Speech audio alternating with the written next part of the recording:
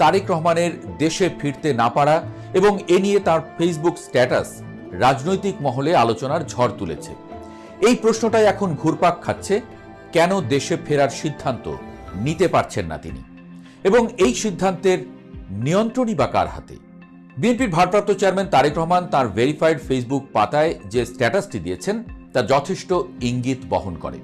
তিনি লিখেছেন, এমন সংকটকালে মায়ের স্নেহ পাবার তীব্র আকাঙ্ক্ষা যে কোনো সন্তানের মতো আমারও রয়েছে, কিন্তু অন্য আর সকলের মতো এটা বাস্তবায়নের ক্ষেত্রে আমার একক সিদ্ধান্ত গ্রহণের সুযোগ অবারিত ও একক নিয়ন্ত্রণাধীন নয়।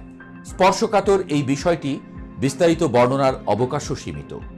রাজনৈতিক বাস্তবতার এই পরিমিত প্রত্যাশিত পর্যায়ে উপনীত হওয়া মাত্রই স্বদেশ প্রত্যাবর্তনে আমার সুদীর্ঘ উদ্বিগ্ন প্রতীক্ষার অবসান ঘটবে বলেই